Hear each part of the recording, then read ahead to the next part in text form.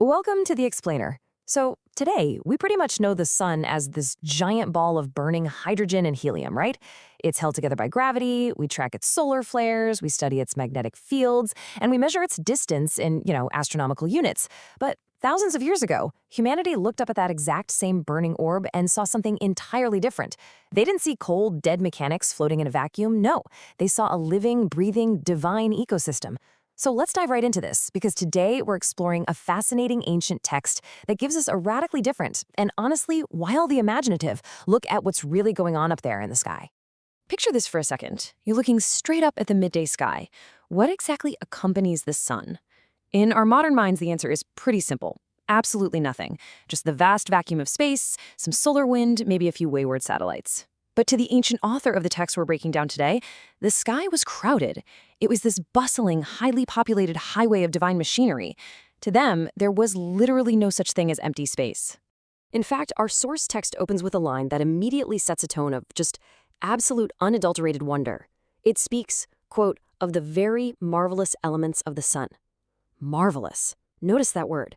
The author doesn't just see the sun as some utilitarian light bulb in the sky, but as a host of elements that inspire sheer awe. It's a mystical framing that tells us, right off the bat, we aren't just looking at a star here. We are about to witness a literal cosmic miracle. All right, let's get into our first main section here. Phoenixes and Chalkidri, these so-called solar companions. So, we're about to meet the specific entities that actually populate this ancient sky.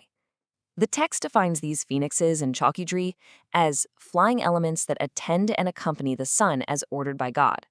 Think of this kind of like we're watching a cosmic wildlife documentary and discovering a brand new divine species. These aren't just random space birds, right? They are dedicated attendants. The sun doesn't just float through the void all by its lonesome. It's got an entourage. These flying elements are on a strict mandate, ordered directly by God to escort the sun across the sky every single day. Which brings us to Section 2, where we'll look at the anatomy of these solar beasts, basically building a chimera. Because the author doesn't just leave these creatures as vague, glowing blobs of light. Oh no, they give us some truly startling anatomical details. Imagine piecing together a creature like a cosmic Frankenstein. First up, the text says they have feet in the form of a lion. Okay, grounded, powerful, predatory. Next, tails in the form of a lion. Sure. But then, capping off this magnificent and frankly terrifying body is a crocodile's head. Just picture that in your mind for a second.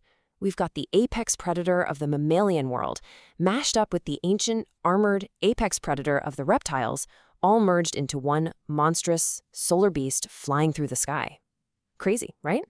And if that bizarre shape wasn't enough to capture your imagination, their appearance is described as empurpled, like the rainbow. So the crucial takeaway here is that this isn't just some drab, scary monster. It is undeniably majestic. It's bathed in these deep purple hues and shimmers with the full, vibrant spectrum of a rainbow. It's this surreal coloring that elevates the creature from, a terrifying earthly chimera to a truly divine celestial marvel. I mean, try to picture it. A purple-hued, rainbow-colored lion-crocodile hybrid escorting the sun. You literally can't make this stuff up. But how big are they exactly? Well, let's talk about scale. 900. The text tells us their size is exactly 900 measures. Now, obviously, we don't use the ancient measure as a daily unit of length today, but in the context of these ancient cosmological texts, a number like 900 is meant to convey a staggering, completely incomprehensible immensity. These aren't little birds you could just hold in the palm of your hand. No, these are gargantuan, massive beasts, large enough to be completely proportional to the sun itself. And, as you might guess, to keep a creature of that immense size aloft, you're going to need some serious lift. 12. Each and every one of these enormous phoenixes and Chalkidri possesses exactly 12 wings. Try to visualize that geometry for a second. A massive, rainbow-colored crocodile lion with a dozen wings beating in unison, churning the celestial atmosphere as they drive the whole solar engine forward across the sky. And this actually brilliantly illustrates a really striking contrast. On one hand, we have the chimeric beast, earthly, terrifying, predatory features like the crocodile's jaws and the lion's claws. But on the other hand, the text explicitly notes that their 12 wings are like those of angels. It perfectly encapsulates how the ancient mind blended the raw, primal terror of earthly nature with the ethereal, pristine beauty of the divine. The wings aren't leathery or reptilian, they're angelic, pure, holy, and totally majestic. Okay, let's move into our third section, the sun's incessant course, or the cosmic routine. Now let's zoom back out to the macro perspective for a bit. What exactly is the daily job of these creatures? Well, their divine duty is bearing heat and dew, and this is where this wild cosmology connects directly back to you and me down here on Earth. I want you to imagine waking up early tomorrow morning and stepping outside onto the damp grass. According to this ancient worldview, that morning dew and the warming heat of the afternoon sun that follows it, they aren't just random meteorological phenomena, they're deliveries. They are actively brought to you by massive, 12-winged, rainbow-colored, crocodile-headed beasts performing their divine duty. How incredible is that? The text actually maps out the geography of the sun's daily cycle in 3 really clear steps. Step 1, the sun revolves and goes. Step 2, it rises under the heaven. And step 3, its course goes under the earth. It is a simple yet totally profound mechanical cycle. There's a clear path, a designated cosmic track that the sun and its massive attendants absolutely must follow, dipping below the earth and rising back up again to illuminate the heavens in a perfect, unbreakable rhythm.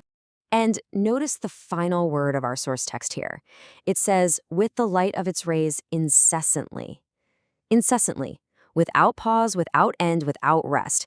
It really highlights the continuous, unending nature of this cosmic engine.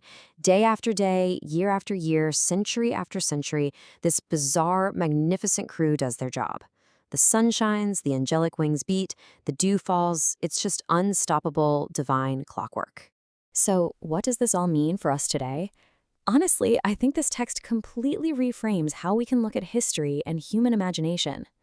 What if the sky wasn't just empty space, but an endlessly populated mechanical marvel? When the ancients looked up, they didn't see a vast, dark, lonely void. They saw a wondrous living ecosystem, intricately designed and relentlessly maintained. It really makes you wonder, as we look up at the stars today with our incredibly advanced telescopes and satellites, what kind of magic and wonder might we be missing by only seeing the science and entirely forgetting the marvel? Thanks for joining me on this explainer. And hey, keep looking up.